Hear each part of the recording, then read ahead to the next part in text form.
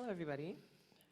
Before anything else, I'd like to begin by acknowledging that we're gathered together on the traditional lands of the Wurundjeri and Boonwurrung peoples of the Kulin Nations and pay my respects to their elders past, present, and emerging. I'd also like to extend that respect to any Indigenous peoples and elders who may be with us here today. And I'd also like to take this opportunity to invite everyone to reflect on the fact that we are gathered on unceded lands, and the ramifications of colonization are ongoing.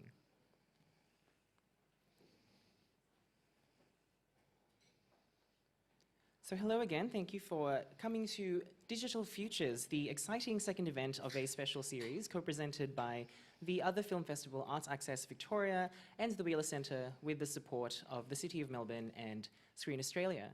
Just a bit of housekeeping. Firstly, there is a quiet room located on level 4, which can be accessed via the lift next to reception. Wheeler Centre staff are on hand to provide assistance with any matters related to the venue. The second one is that there will be complimentary drinks after the event, so there will not be a Q&A, I'm very sorry, but do stick around and maybe you can corner us nicely, politely for a little chat if you have anything you'd like to chat with us about. I may not want to talk to you because I'm currently in the bowels of depression, not that you can tell because I'm doped up on meds and have been psyching myself up for this event.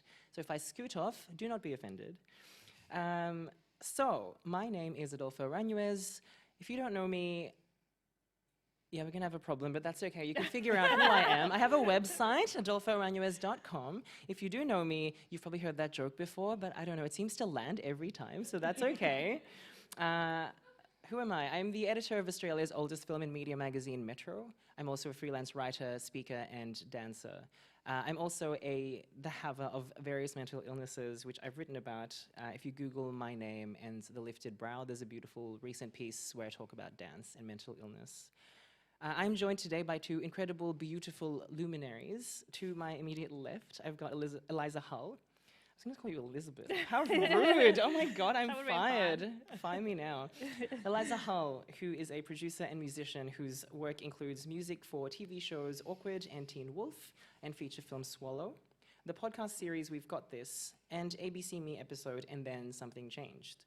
She is the Access and Inclusion Coordinator for Arena Theatre. To my other left, because there are two lefts in this context, I hate sitting in the middle. If you've seen me before, you'll also notice I'm always on the right, because I have a favored side, which is my right. We've got Erin Kyung. I never also asked you how to pronounce your surname. I am literally firing myself. This is what happens when you have mental illness. It's Kyung. Kyung. Yeah. Kyung. Apologies. Erin Kyung, who is a disabled, queer, and trans writer, performer, and podcaster. He produces the critically acclaimed LGBTIQA+ podcast, Love and Luck. Please join me in welcoming them.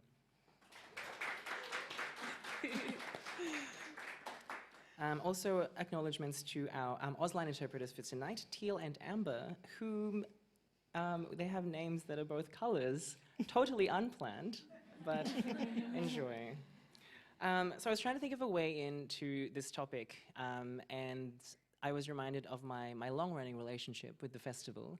I was asked to write a piece for them last year about mental health. It was an open brief, and so I decided to rant about the issues of mental illness in the arts industry and how the arts industry, because of their inherent instability, give rise to and encourage mental illness, and how we're not doing enough. In that piece, I talk about Crazy Ex-Girlfriend, a Netflix series that has, oh, spoilers.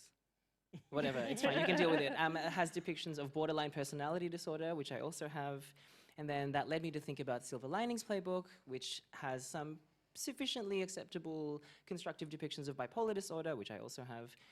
And then I started thinking about all, you know, the tsunami of terrible depictions of mental illness and how they made me feel like crap, they made me feel like I was deviant, they made me feel like I was wrong, that I didn't deserve to exist. And so, yeah, I feel like that's probably, you know, that was my kind of driving force for coming up with the questions and I guess kickstarting our conversation. So I guess we'll talk about, yeah, the relationship between art and creativity and consumption, and I guess the current state of the industry too, and possibilities for the future. We'll start big, then we'll go micro, then we'll go back to macro. Does that sound good? Cool. Also, for those of, where's the camera? For those of you playing at home, you can also respond to me. You know, we have a kinship. This is the digital future that we're part of. So, you know, I can't see you, but I feel you. All right, cool. Is there a hashtag? Is there a hashtag? I wasn't informed. That massive list of like announcements was very unnatural for me. You were right. You actually said that it's going to be 40 minutes of announcements. I know, it's okay. Don't be I, nervous. this was not my script. It's fine. You can give me scripts. I love it. Sorry. All right, we're going to begin. So I guess, like I said, we'll start big. Why are we talking about this at all? Why is accessibility important in the context of the screen and media industries? Maybe Eliza, we'll start with you, because you've talked about how, feeling unrepresented was a driving force for your work. Yeah, I guess just like you, when I grew up, disability was something that I saw as a negative, and I think that that was due to the way that we represented people with disability on TV. Anywhere I looked, I felt like I either wasn't there, or if I was there being represented, that it was in a way that was deemed as tragic or negative. And unfortunately, that did feed into my home and into my school life. And so for a very long time, I hid that I had a disability. So, you know, I'm a musician, so when I met prospective agents or managers, I would make sure that I was sitting down, and so that they couldn't see the way I walked, because I was afraid, and I truly believe that's because of that inherent negative attitudes that we're portrayed, you know, now and growing up. And it was the driving force behind me becoming a media maker, because 5 years ago I was pregnant and looked and I just wanted something that represented me, that would tell me what it was going to be like to be pregnant and to have a physical disability. And there was just absolutely nothing out there. I couldn't think of a movie. I couldn't, you know, there was no TV show. There was any of the books that you get given. You get those massive piles of books, all those great What You're Expecting and all of those Baby Love. And yeah, there was just nothing that I could see myself in. And so I felt like that was the chance to change that.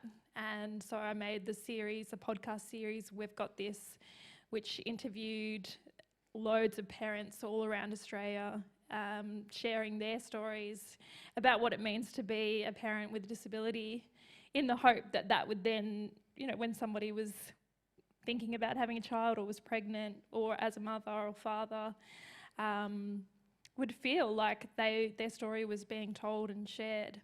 And then not only that, I also hope that it would reduce stigmas and stereotypes, because people still, you know, there was actually a survey that went out recently by the Department of Human Services, and I think it was 20% of people still believe that disabled parents, you know, they shouldn't be parents. So there's still that inherent view that, you know, how can you look after somebody if you have a disability? So that was my aim, to change that.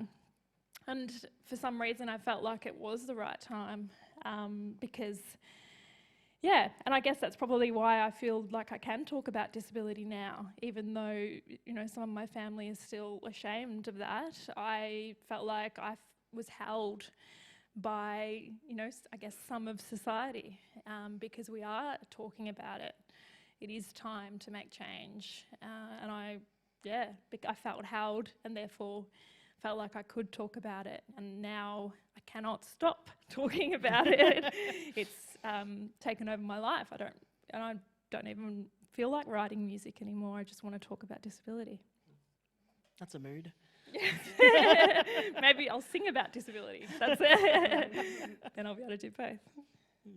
What was the question? Sorry, I forgot. Would you say that no, that's Yeah. fine. Would you say that this kind of desire to, you know, rectify absence or like demonization was also something that drove your work? I mean, to a certain degree, yes, but to a certain degree, no, because I am at a lot of axes. If anyone knows of any media representation of like a fat, queer, disabled trans man, let me know. But I think I'm even now still in a position where I don't feel like I'm ever particularly going to see someone like me in media.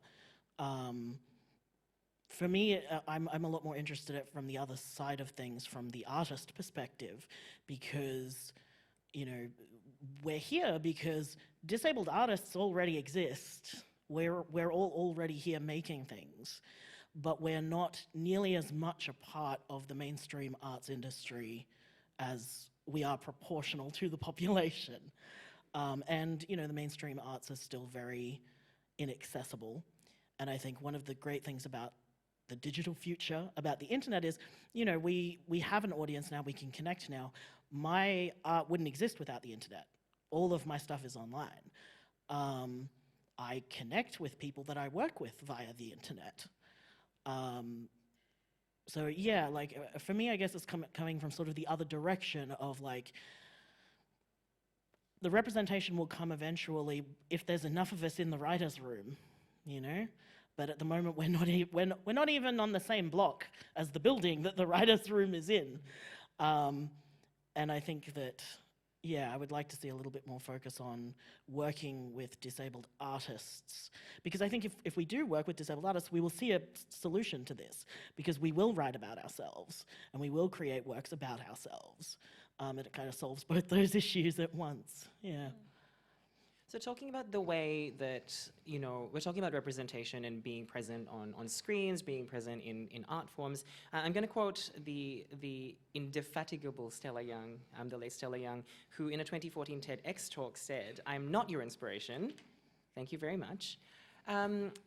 But there is this kind of common tendency to depict people with disabilities as a source of inspiration. So on the one hand, there's this kind of ongoing narrative of like, I'm so proud of you, like you're overcoming odds. And in that TED talk, Stella actually talks about how uncomfortable she felt when she was nominated for an achievement award for just like existing. And then on the other hand, we have this kind of, the kind of demonizations that we've talked about before. Why do you think that's an issue? That, you know, we need to refine these stories, and how can that be different if there were more disabled people in the writers' rooms? Yeah, so I think both of those issues come down to the same problem of dehumanization.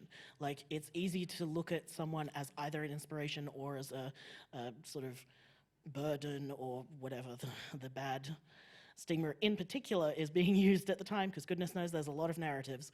But the thing all those narratives have in common is they're not viewing us as people. They're viewing us as objects, or as a narrative rather than a person. And I think that it's very easy for abled people to forget that we are just as complicated and just as messy as anyone else. You know, a disabled person may still write an inspirational disabled character, but if a disabled person is writing that character, chances are that character would be inspirational even if you took away the disability. Whereas when abled people write about inspirational disabled characters, it's look at Erin, he's on a stage talking at a panel despite being in a wheelchair. Isn't it wonderful? You know, that we're not going to do that. Like, we're going to do something like, oh man, like, I'm just going to blow smoke up my own ass. Like, you know, oh, Erin's such a great writer. Like, isn't it great that he's on this panel, you know, and, you know, that he's broken through, and like, you know, like, even with the wheelchair issues, it's still, like, there's more complexity to it. I think that's kind of the main thing, because, yeah, all of those narratives, they're just narratives. Yeah. Yeah, I mean, I think it's tricky because I think it's, you know, we don't want to deny disability. So I think it's okay to have narratives that follow that. But yeah, it's in a way that, you know, why can't we have disabled characters that are murderers? You know, why can't we have disabled characters that, you know, have love affairs and we see have sex and you know, like, so it's both. I want you know, disability there. I want it not to be something that's ignored, but at the same time, I also want rich storytelling where I get to see how we really are as people. You know, as you said, we're just as complicated as everybody else. So I think that would be a disservice if we just see that one-dimensional character that we tend to see. And I think that sort of comes back to, just occurred to me as you were saying that, because we already, for example, see like serial killers are all, you know, shown to be like mentally ill, and that's kind of messed up, right? But like, let's say you had a traditional serial killer murder movie, right? But what if the detective was also mentally ill? Like, what if like several other characters were also mentally ill? It then removes the power of stereotype to that one character, you know? So, and that's another thing about getting us into those writers' rooms is, you know, at the moment, able people will go, let's make a character with a disability. Whereas, you know, we'll be like, you know, and then there's this character, and I don't know, they just feel like they're going to be autistic to me, so we're going to write them that way. And let's make this character, like, have issues with, like, fatigue. And, you know, let's give, like, this character, EDS, like, you know, it's more like we write that into things and there's going to be more characters. Because if you have more disabled characters, you can't stereotype us. Yes, because there's too many. There's too many. That's the dream. That's the dream. Yeah, it's a good point. I'm thinking about this kind of catch cry that gets sort of bandied around sort of activists in political circles, and it's a good one, which is nothing about us without us. The provenance of that quote actually is from disability activism, which is really interesting, and it's kind of really resonant with what we're talking about here, where it's not just enough to, I mean, it's good, as Eliza said, it's good to have representation, but it would be better if we were involved, you know, in the creation of those representations. Erin, you've talked about, and you mentioned this earlier too, that you felt really excluded from or disillusioned by the mainstream. Why is that? I mean, there's a lot of reasons, and not all that's to do with disability, to be fair. You know, with our most successful show is a queer romance soap opera, basically. And if I take that to any media company, they're going to laugh me out of the room. So that's also a factor for me. But like, things like, so I don't do grants. I don't receive grant money. All of my work is self-funded, or we fund via Patreon, because every grant, all the things it demands of the creator are things that I am unable to do. And it may be possible, look, it's quite possible that there are people out there whose job it is to help with this, but how am I supposed to find them? There's no accessibility to get into things in the first place. And you know, for me, I'm just a very stubborn person, so I was like, well, screw it, I'm just gonna do it myself. But for a lot of people, they may not want to do it themselves, or they may not be able to do it themselves, they may need that extra support. How do they find it? Because I don't really see anyone looking to improve their accessibility in programs. You know, if you're lucky, you'll see a program that's designed for disabled creators, but it's usually it's always for like an emerging artist. It's never for an established artist. It's always very basic, and it's never for continuing projects. There's no structural support for disabled artists. And I mean, I think it varies a lot. For example, I am very visibly disabled, and I refer to myself as severely chronically ill because I spend most of my time on bed rest. Finding someone who will work with my limits is a lot harder, you know? Like, people might be willing to work around if I just needed a special desk or something, but knowing that I have a lot more complicated issues than that, it's very difficult to have mainstream arts work with me. So I just kind of sidestep them. Yeah. And you, Eliza? I love that, nothing about us without us. That really resonates with me, and I think it's because I've time and time again, when disabled people aren't in the writing room or aren't around when making decisions about stories or portrayals of people with disability, mistakes happen, and those mistakes really affect people. And I think ABC would be hopefully okay with me telling this story, but even, you know, creating that We've Got This was at times really hard to push up against people, because I knew as a person that has lived experience that that wasn't the right way to talk about somebody with a disability. And I think, you know, as any media organisation, they want clicks, and they want people to view the article. So there was an editor that really pushed. There was a story that was going to be about a mother that is blind, and they wanted the heading to be parenting blind. And that, to me, just insinuated inability to parent. But they wanted it to quickly grab the attention. So, that's one example of just where I'd felt like that lived experience of disability helps those situations straight away. And again, I'm not going to name a different company, but, there's people that are at the moment thinking about, not authentically casting. So that, again, is a real problem. So, yeah, I guess for me, I just feel like it's so important that if we are going to create stories, which we need to do, that we are part of that conversation, because otherwise mistakes do happen which really affect people dramatically. And so you've talked about your work with the ABC, and you've also enjoyed some, I suppose, support in the form of the ABC's Regional Storytelling Scholarship. You've also been selected to participate in the Screen Australia Disrupted initiative. How have these sort of top-down types of support been beneficial for you? Well, I probably wouldn't be sitting here without them. To be honest, at times I've felt like, is it a quota that I'm filling? Is it tokenistic?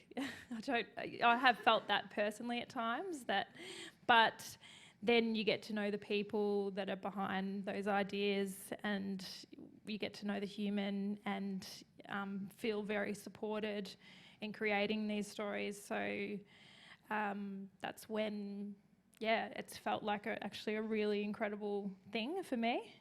The Disrupted project, again, has been really wonderful, because I feel like I've been supported by the ABC to create the story that we've wanted to create, but they've also enabled me to make decisions, and have always said, this is your project. What do you think? So it's never been decisions made for me.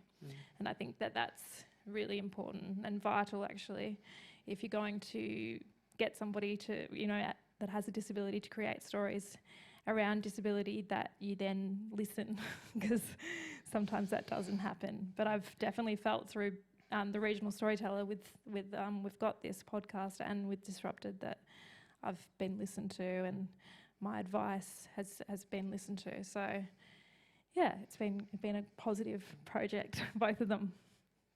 You've mentioned the Q word. I feel like we need to dabble into the Q quota. Erin, I think I know you have some opinions about quotas. Yeah, I mean, I think I'm in two minds about them, because I think that quotas can be a really good first step. I think that having a quota of being like, we're going to have this many disabled people, I think that forces people to get disabled artists in the room. The problem is that's usually where it ends. There's not usually any ongoing support. There's not usually opportunities past that quota. And often they will come back to the same people over and over. It's a very complicated thing. It's complicated. It is. It's actually, that's a really tricky thing, because quotas are like, it's where you see change, but at the same time, you don't want to be on the receiving end of knowing deep down you're just ticking a box. Having said that, I would rather just be ticking a box than not be invited at all. That's what I mean. That's why it's so tricky. It is, right? Because, like, on the one hand, you need to get people's feet in the door, but you don't. But you want to. I think what it comes down to is you want to get people in the room, but then you want to actually treat them well once they're there. Don't just go, okay, good, we've done that. That's off the to-do list. Thank you, government subsidy or whatever. Like, it's about like supporting us, not just getting us in, but then supporting us once we're there and beyond the initial like hire, Yeah, that's a really good point. Yeah, quotas really fascinate me as a phenomenon, because the power of quantitative information is really useful. You can kind of match that. And Screen Australia has done that with the Seeing Ourselves report, where they matched, they did a content study of representations of various marginalised communities and pitted that against the percentages in the population. And for example, with disability, it was found that, while 1/5 of Australians are disabled, where is my number? Only 4% of characters in Australian television where people with disabilities. So that's kind of a stark difference. So I totally get the, the kind of input that it's providing, but definitely it should be part of a bigger matrix of, of change where you account for that information and what it provides you. You refine your content gathering processes, you build it into the system. Heck, it probably would be nice to have actual people with disabilities in the decision-making rooms too. Yeah, put us in leadership positions. Hopefully we don't actually need quotas. That's what I hope. I hope that, that they're not even a thing eventually. And because I feel like that's, if you start, this is why I say I think they're a good first step, because you start getting disabled people in. And then once you've got disabled people there, you can then go, okay, how do we make what we're already doing more accessible? What are barriers between you and what we're doing? What do we have to change for these people? And then make that change across the board, because then the next person doesn't have to get in on quota. They can just come in because they know they'll be supported. Like, it's not enough to just have a number. Like, you have to make changes to the structure. Yeah. So speaking of removing barriers, possibly one of the most inclusive and egalitarian, ostensibly, upheavals in society is the growth or the ubiquity of the internet. Obviously, digital futures, hi. They're basically in the room with us. This is great. I wouldn't even be here if I didn't have to be at home with watching on a screen. But anyway, I'm asking the questions. Either of you, how do you think, on general terms, the internet has impacted media making and media consumption? And I guess from that, the flow-on effects of representation and feeling seen, feeling validated. I mean, we get messages constantly from, and this is more about queer stuff than disabled stuff, but we get messages from queer teenagers in bloody, South America or something going like, I feel like I can have a future because of this. This made me, like, this is, because brief background, the show I make, we're very upfront. This is a show where the good guys win, no one dies, and everyone lives happily ever after. That's very explicit from the word go. And the reason we do that is because queer characters get killed a lot in fiction. And with that warning, it means that people can go in knowing that it's safe. And so we get a lot of messages of just like, this is helping me hold on. And, okay, so we also, on a more practical note, we make the show as accessible as we can. We record in an accessible studio. I mix all the sound to be accessible as possible for sensory issues. It's just basic stuff like characters will mention someone being in a wheelchair. And what's really sad, we upload all our episodes to YouTube with captions. So it's not all just on a podcatcher app, like you can go listen and read captions. The loudest fans that we have are the ones who use the captions. Like, they are a very small number of our audience total, but we hear from them more than any other part of our audience. Like, and, that's incredible. And it's, it's thanks to this kind of digital technology. I mean, I wouldn't really know how to subtitle without the internet. I have been subtitling long enough that, I've used other programs to do it, but we don't need to anymore. We can just do it on YouTube, just natively in the thing. It's so good, not just from a, because I am an independent producer, I can make this stuff, I can publicize it, we have a fan following, but I can do it in a way that's actually accessible to a wider audience. And I couldn't do that, I don't think, if it weren't for the internet. I mean, I wouldn't have an audience at all without the internet. I'm an online content creator. But even if I were producing content for, say, the ABC, I don't know if the ABC would let me stomp my little feet and go, we have to release this with captions, whereas I can just do that on my own using the internet for free. So, yeah. Well, luckily the ABC are getting better with captions online, but still, why is that not on our TV? There's got to be change there. For me, online makes me feel less alone because I think it is where I see myself and see others like me, and I guess it's where I've created a community of other people with disability and other media makers. So yeah, it's enabled me to reach out to those people and to bounce ideas. It's given me a space to talk and have conversation, and I think that's for a lot of people with disability. It's enabled them to hear their stories, and there's nothing better than that.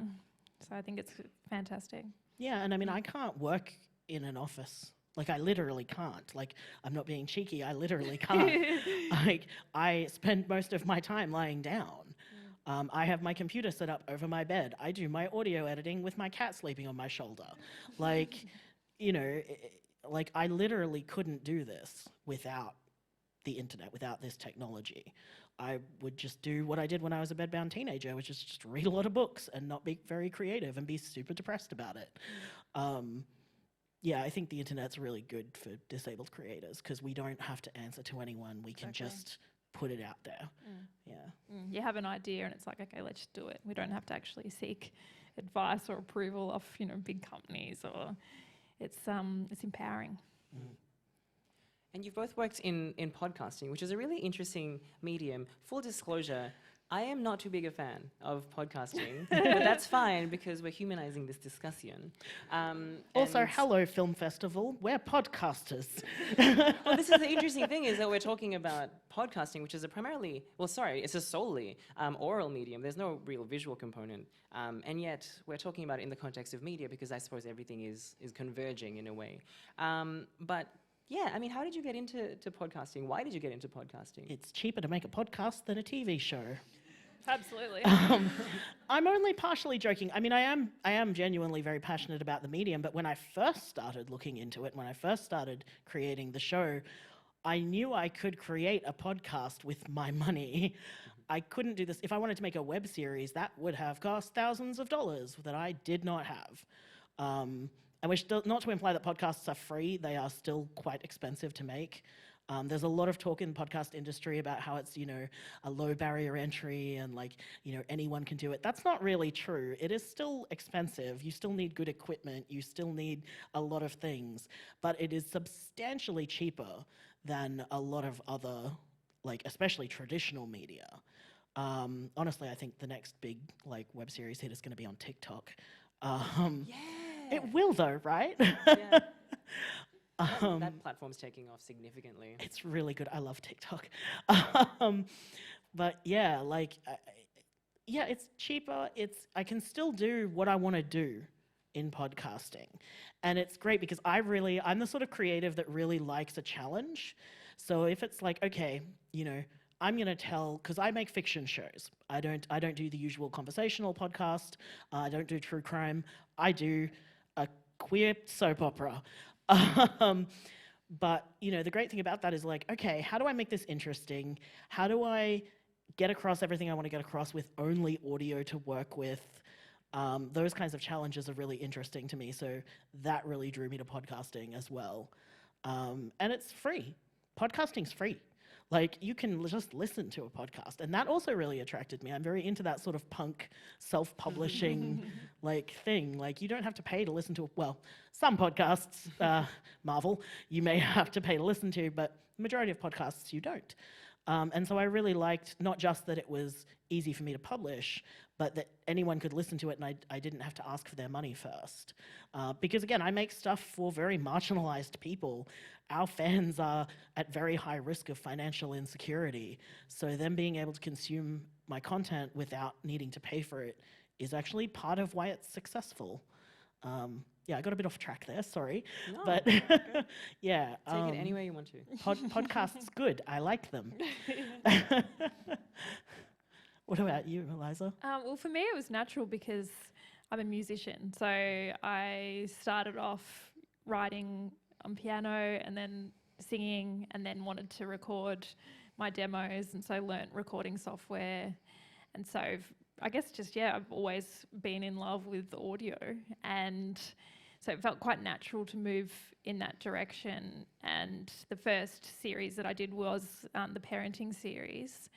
And it was a choice to make then what kind of medium I'd go in. And I felt like podcast was a way that it's less intrusive, less intimidating for somebody for me to go into somebody's house, never meet them, for me to take a camera in there and to then, I really want personal stories because that's where, lived experience is interesting and evocative, and that's where you find real truth and meaning.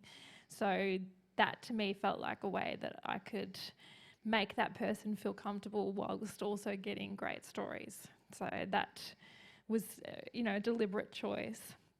But I've just made a series, well, not a series, sorry, rather an episode of TV, and my goodness, I cannot believe how much work it is to create TV. So, yeah, wow.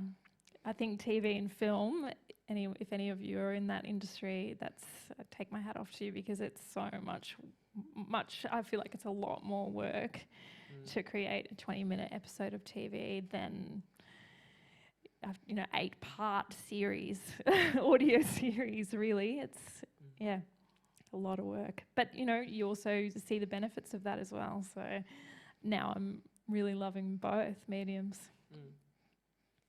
All this talk of podcasting is making me want to convert. I have to say, I did enjoy one podcast in particular. And it may be really egocentric and self-serving. It's called Food for Thought. It's a bunch of 4 very well-educated queer men. I was just like, oh my God, these are my people. Like, I get it. Like, it makes sense to me. Maybe not right now, because I feel like trash. Like, again, you can't see because I'm so presented well, but I actually feel like, like a walking trash bag because of depression. But yeah, no, I get that. So on that note, we're talking about like representation, and I'm going to bring up the other dirty word, the N word, neoliberal. Ugh. And so if you've seen me elsewhere, I talk about it's like my main bugbear at the moment, which is only because it's everywhere. And we brought up quotas, which is a related term. The idea that we're so preoccupied with numbers and quantification and kind of putting, measuring value, conceptual value via economic value. So even from a market perspective, a commercial aspect, I guess I'm interested in why you think, despite these numbers telling us that there are disabled people living and buying things and subscribing to things and buying tickets. Yeah. And despite the fact that we know that we're underrepresented, they have the numbers. Why do you think there's still this gap between where we need to be and where we're at now? From a commercial or otherwise perspective. I think I think people are lazy. I was going to say the same thing. I think people don't want to do a bit of work in making things more accessible, in including us. And I get it. Like, sometimes it is a lot of work. Like, there's a lot of great comedy venues around Melbourne, right? I can't go to most of them. But, if you bring it up, they'll say, well, we can't afford to make it accessible. And it's like, well, I get it. It does cost money to make things accessible. It also costs money to do literally anything. If you can produce something, you can make it accessible. It is more work, it is more money, but, for my own industry, a good podcast needs a good microphone. You got to pay your actors, you got to pay your writers. Like, if you've got to already consider a budget for something, you should be including disability access in that. And I think that people don't want to do that because it's hard and they're lazy. That's exactly what I was going to say. I think people are lazy. I also think people are frightened. I think people still don't know how to talk about disability. People don't know how to portray people with disability, and they're afraid they're going to get it wrong. And they don't make the effort to ask the question and to start the conversation and to pick up the phone or to employ people with disability or make people with disability leaders in their organisations. So I think it's laziness, and I think it's also fear. And I think there's also, this just occurred to me, as you mentioned fear, I realised another probably subconscious thing is if we start to accept that people can still be good contributors to things, with disabilities and with limitations, that actually kind of makes people start questioning productivity and capitalism. Like, you know, because if we have to accept that people can still do great, good, you know, and like awesome stuff without being the perfect, like, type A 60-hour-a-week worker, oh no, capitalism bad. It is bad. But I do think that's probably part of like a more underlying thing as well. This is a beautiful kind of segue into me bringing up the social model of disability, which, if people aren't familiar, it only really, I was looking into this, I do a lot of research. My notes are like 6 pages long. And it turns out at least in the Australian screen industries and art scene in general, by around the 90s, this was still quite a contentious idea. And the idea is that, you know, there are people born with impairments, but when we talk about disability and people living with disabilities, etc., there's always this idea that, you know, they have to catch up, or like there's something wrong with them and, you know, we have to make allowances for them, blah, blah, blah. But the social model reframes that and says disability is a construct, and the reason it's a construct is because the society doesn't change around the people. You know, we have to accommodate everybody, not just specific types of people. Just because there's a majority doesn't mean that the society should only exist for that majority, and the people with impairments have to catch up, right? So I guess as we're wrapping up now, maybe we'll talk some practical stuff. So in the spirit of the social model of disability, maybe let's start by addressing the power brokers, the screen and media industries, the government. What do you think they need to do more on top of, we've talked about making venues more accessible, making work more accessible, we've talked about bringing disabled people into the room to make decisions. What other things could they do? Making work more accessible to consumers as well. I'll wait for the interpreter. Yeah, so making products more accessible to consumers as well, because a disabled person might not even think they want to write for television if they can't watch television in a fun way. So, you know, we do have captioning services and stuff like that, but I think as we move into this more digital future, I mean, who watches free-to-air TV anymore, right? Like, you know, we've got to make sure I that... do. Oh, there we go. We found her. The dedicated bachelorette. Yeah, but I mean, especially if you're a filmmaker, make sure when you release your film, if you release it online, make sure it has captions. Try and make sure it has an audio description track. Oh, sorry, it was the traffic. I thought that was something over the speakers. I was like, who's booing me? They would never. Impossible. So definitely making things accessible to consumers. I also think, and this is hard to quantify, but I think that the most important thing is flexibility. I think learning to be flexible, you know, to adapt to people's needs is unfortunately the most important thing. It's also the hardest to give you an easy, you know, blanket statement on. But yeah, I do think that's one of the most important things that the big structures could do. Also, just remember that we already exist. Like, I've been making podcasts for a few years now. Hit me up. Like, you know, it's like we're already here.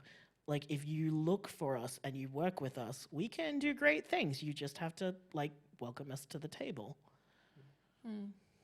Often, though, you read or see that they looked and they couldn't find somebody. How hard did they look, though? Yep. Again, that to me feels lazy. I feel like what they can do is listen to us, hire us, put us in powered positions, and then when they do hire us, enable us to get into the office. That, you know, make sure that it's accessible in any way it needs to be so that we can be part of the conversation. Yeah, I believe in the social model of disability, and that's what the episode of TV is coming out about. It's about a boy that's short-statured, and my idea was to try and show to children that it's not, you know, we don't want to change this boy. What we want to change is his world. And hopefully I did that in a, you know, it's really hard to do that in 20 minutes, but I changed his world and never changed him, to show that it's his world that's inaccessible. You know, it's not him, it's all the physical stuff that we're built, it's the stairs, You know, like that, they're the things that need to change. People The who use their attitudes. legs could use ramps too, turns out. Yeah, exactly. Yeah. I always think about that. Why do we have stairs? Stairs are not, you know. Animals would agree with you. Have you ever seen an animal confront a stair? They're just like, what is this abomination of nature? So no, I feel you. But yeah, it's those things. They're the barriers, the physical world, and the attitudes that people still seem to hold. And I think teaching that it's the world that needs to change, I think that we'll then see real change, and in those big organisations, hopefully, and enable people to get through the door in every way, not just physically. And I think that applies, I'm guessing a lot of people here are independent creators or just a writer or a cinematographer or something, you know, someone who's looking to get into the industry or already works in the industry. You're not excluded from this. You should still be using whatever you have to make things more accessible. If you're writing and you want to include disabled characters, find a consultant to help you write it correctly. If you're a cinematographer, make sure you know how to work with people who are both in wheelchairs, with people who are standing. You know, whatever it is that you do, think about how you can make what you do more accessible, because I guarantee you there's ways. Yeah. And now for the actual creators with disabilities, what, as your fellow people, do you have any kind of advice for them to take away? Do you want to go first? For me, I just feel like, you know, fundamentally believe in yourself, because for a long time I didn't, and that was such a disservice to myself, and then, you know, I found to others. So first of all, believe in yourself, you know, love yourself, and be proud of who you are as a person with disability, and create the content that you really are inspired by and believe in. And, you know, that doesn't have to be about disability. It can be about whatever you want it to be about. But believe and create and watch the rewards come back. I will add to that, because I think belief in yourself is really important, but it doesn't get things made. So what my advice would be, make a production plan. Whatever it is you want to do, make a production plan. Figure out how you're going to make it, because inspiration won't carry you the whole way through. It might be very, very difficult, like if you're not working with a larger structure, and if you want to do it independently, that's still cool. I mean, I do it. But think about the practical stuff. Think about how you're going to get it written. Think about how you're going to create it, how you're going to shoot it or record it or whatever. Think about how you're going to market it. The most important thing about getting things made and finished is a production plan. Even if that production plan is having a vague idea written on a napkin, that's still better than nothing. Not everyone's a type A like me with spreadsheets everywhere. But, you know, believe in yourself, but then be stubborn. Like, be stubborn. Make it work for you as well. Don't think you have to do it the way that able people do. Like I said, make my podcast lying in bed with a cat on me. Like, you know, whatever works for you is how you should create the thing you want to create. And that might mean doing things really differently from how everyone else does it. And that's fine, because it's how you're doing it, and that's what's important. Also, can I just add that one other thing that just springs to mind is, you know, I guess on that whole believe in yourself thing, but there are going to be people that try and change what you're doing. And generally they're non-disabled people, and they have opinions, and it's sometimes going to be really hard to push up against that, but really trust yourself. At me on Twitter if you want my advice. I know most panelists don't offer that, but I'm 100% serious. If you're a disabled creator and you want to chat about this stuff, hit me up. I'm at Erin Kyung. Like, I would be happy to talk to you about it. Erin followed me back pretty quickly. I'm just saying. Did I? I think you took a day. Not that I remember this stuff. Oh my God, who does that? I was like, who is this Eliza? I guess as a final question, you know, in the spirit of, you know, we've talked about representation, we've talked about the media and the power of art to make people feel seen. something that people talk about is the power of art to allow people to envisage, to see into the future. What's your one kind of vision or dream or hope even for people with disabilities and the media, or those who want to work in the media? Anything. This is like you work in fiction. It can be anything. Pie in the sky stuff. All right. God, this is really sad. I just want there to be more of us.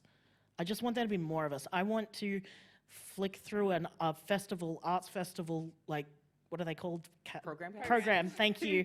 I want to be able to flip through a festival program and be able to say, oh, look at all these disabled artists. Like, I just want more of us. I want more of us. I want more of what we create. That's really basic, but that really is kind of what I want.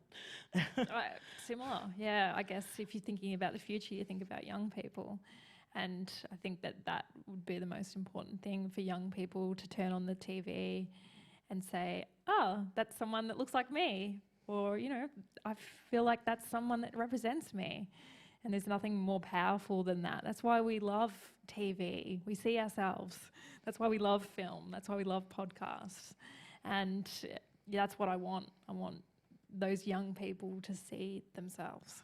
That's what I hope. And it's not happening still. But I think, I'm optimistic. I feel like we're slowly getting there. So my dream is that, almost that in a way, we don't have to have these conversations because they just are. Yeah, I want it to be normal. I want it to be normal. I want people putting accessibility information about their production in their casting calls. I want making an appointment to interview a guest and asking about their access requirements to be normal. I want that to be normal. That's what I want.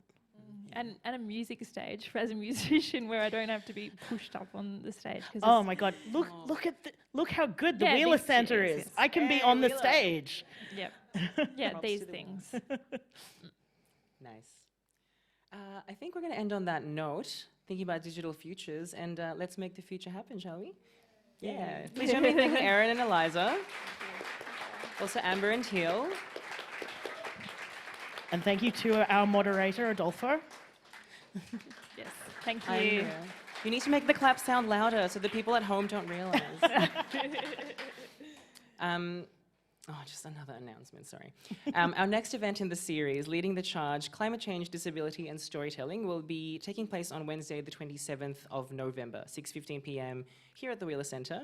The panellists will discuss inclusion and access in the context of the climate crisis, particularly whether the climate justice movement is adequately attuned to the varying needs of people with disability, as well as considering the ways in which disabled writers and artists might use storytelling to recenter climate change discussion and strategy. Bookings now open via the Wheeler Centre website. Thanks again. Why is that fly talking to me? Save for the drinks.